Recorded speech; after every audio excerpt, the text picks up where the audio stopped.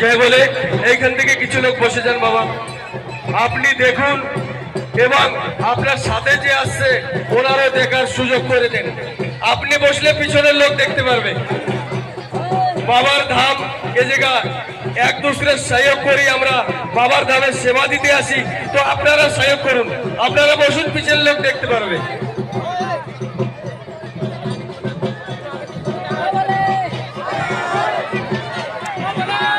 আবার চড়ক আমাদের ঘুরবে, আর এবার আমাদের বাবা সাইকেল নিয়ে ঘুরবে, সাইকেল নিয়ে ঘুরবে।